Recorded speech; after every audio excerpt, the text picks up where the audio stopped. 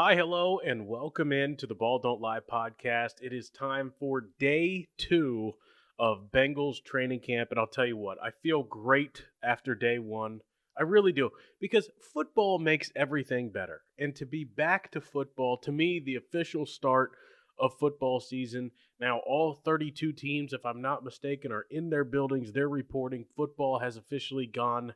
Um, it's back. I don't know that it's gone anywhere, but it's back. And I don't know if there's ever really truly an off season, but it does feel good to finally have football season back and football related topics to talk about. And, as I was thinking about the show today, as I was thinking about all the different, you know, things going on and back to football this and back to football that, I was reminded of a quote from The Great Gatsby, if I'm not mistaken. And I got to pull this up here on my phone. And it's pretty simple. This is page 142 of The Great Gatsby. You ready for this? Life starts all over again when it gets crisp in the fall. And I think that's true. And I think football has a lot to do with it. Now, it's not crisp in the fall yet, but football is back, and I'm fired up about that. Hi, I'm Austin Elmore. This is Ball Don't Lie. This is a special training camp edition of Ball Don't Lie. We're going to be making one of these every single day. So let's recap day number 1 of Bengals training camp. They are out on the field, no pads, just helmets. And most of the time in the past, it's been a little bit of a glorified walkthrough, if you will. But today, some said, even though it's not a padded practice, that it was actually physical, that there was a little bit of thumping, there was some pushing, there was some shoving. A couple of guys got down on the ground, and they didn't just come out there and mill around for half an hour and then go back inside. They actually practiced, and that's a good thing. And again, part of Zach Taylor trying to set the tone of Bengals training camp. The biggest and most notable difference for the Bengals is that they're going to be practicing in the mornings this year, 10 a.m. to noon, instead of when it's brutally hot out in the afternoon in Cincinnati. Instead, this kind of just evens things up with your meals, with your workouts, all the different ways that you go throughout a normal training camp day.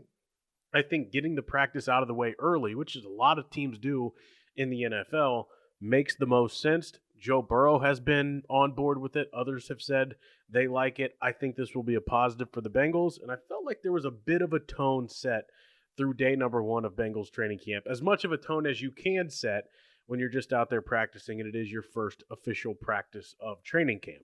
So, what was the top storyline from day number 1? Well, it was actually the storyline nobody expected. Despite no Shamar Stewart and no Trey Hendrickson, the Bengals defense won the day. And that's kind of how we will determine days of training camp between now and the end of camp. Who won the day? It's usually the offense. It's usually the defense. In a minute, I'll talk to you a little bit about special teams. But Joe Burrow said after practice today, he felt like he and the offense performed poorly, that they weren't necessarily on the same page. I know there was a team period at one point in which Burrow did not complete a pass, which just doesn't happen very often whatsoever. And the offense, which has the most continuity, which has the most coaches returning, which has all these great players, and Joe Burrow and Jamar Chase and T. Higgins and Chase Brown and Andre Yosivach and Mike Gesicki and so on and so on and so on, the group that was supposed to have the most continuity and the group that I've heard referred to as hitting the ground running is the group that didn't hit the ground running in day number 1. I actually think that's a good thing because all those expectations, all that's like, we're fine. Jamar's here, T's here, we got Joe, we're going to be okay. Well, what happens when you get punched in the mouth? There's a quote about that, too. Everybody has a plan until they get punched in the face. Well, I'm not saying that they necessarily got punched in the face, but maybe it was a reminder to those guys on the offense, oh, crap, we got to work towards this. This is not just we're not just going to show up and it's going to happen. And the Bengals defense, and specifically the secondary, which is where Joe Burrow gave a lot of credit to, they were sticky. They were all over those good wide receivers. Now, there wasn't a ton of downfield action. This is the early parts of the playbook on offense. But still, when you perform at that level against that good of a group of weapons and a skill group that the Bengals offense has, you take that as a win. And I think that's a good sign for the Bengals defense and specifically for the secondary. Now, if you've been someone that's followed me for a long time, I'm going to put you all the way back in the Wayback Machine from when I used to do my college radio show and I actually used to do this on YouTube as well. I'm going to bring back an old segment. We're going to do 3 and out. We're going to go 3 downs and out. My 3 biggest things going into day 2 of Bengals training camp. Let's start with this. The starting offensive line on day 1. I have been maybe the most skeptical about the Bengals offensive line. I have questions, I have concerns, I have some doubts. Anytime you're asking a rookie, a 3rd-round pick in Dylan Fairchild to start, I think that's a tall ask, a tall task, a big ask for any young player, and that's what the Bengals are doing. Now, I don't know how much this means, but day 1 of training camp, the starting offensive line was as follows. Left tackle Orlando Brown Jr., left guard Dylan Fairchild, center Ted Karras, right guard Cody Ford, and right tackle Amarius Mims.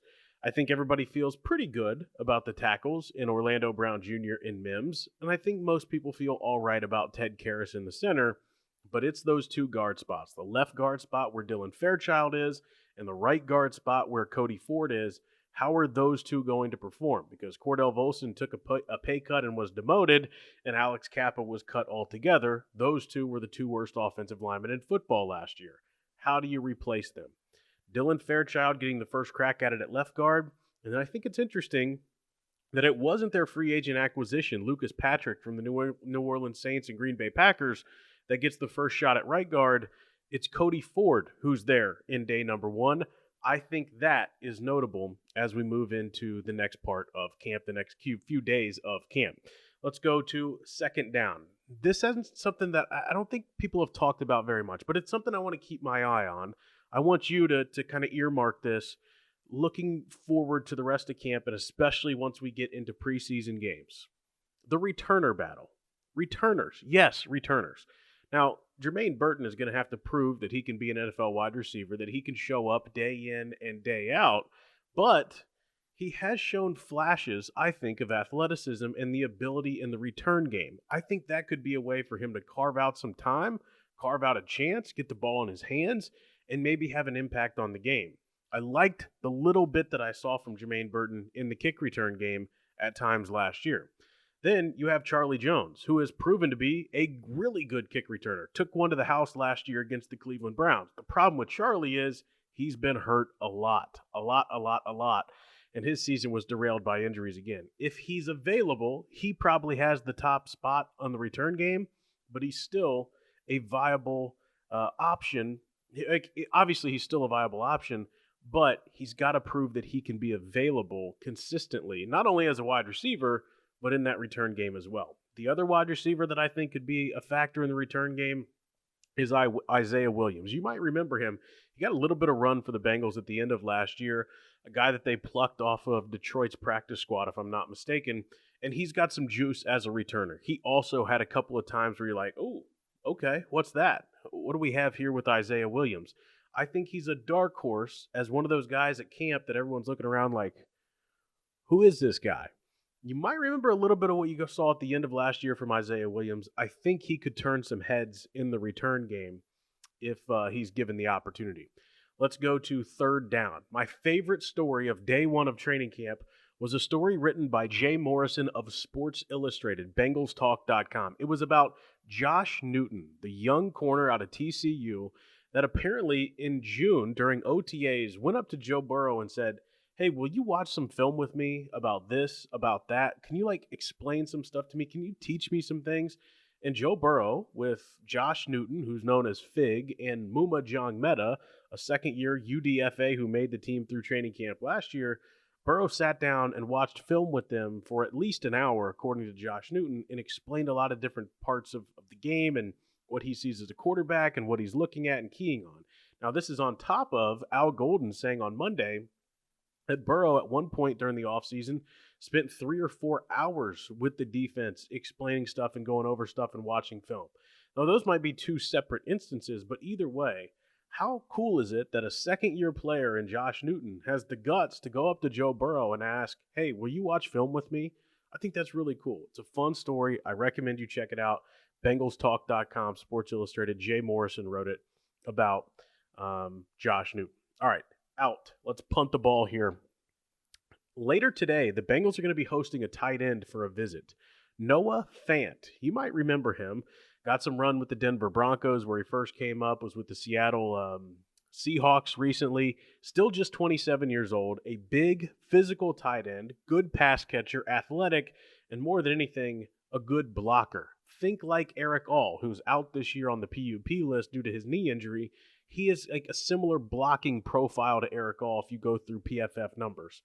And there are some that say, well, why are the Bengals looking at another tight end? Don't they already have plenty of weapons? And why can't they get the Shamar Stewart and Trey Hendrickson thing figured out? And I agree with you on that. But Noah Fant is a better player than the guys 2 through 4 in the tight end room right now. And at the end of the day, you've got to be able to improve the bottom of your roster. Noah Fant is drawing interest from a bunch of different teams, according to Jordan Schultz. The Bengals are going to get the first crack at him today when he comes in for a visit and a workout, and we'll see if the Bengals are able to sign him. This would be a smart move. This would improve the bottom of your roster. This would give you some depth. And again, the Bengals want to be more effective running the football. If Noah Fant can come in and be an effective run blocker and also give you something in the pass game, maybe more than what Drew Sample could give you, that makes sense for them to do. They have the cap space. They have the ability to do it.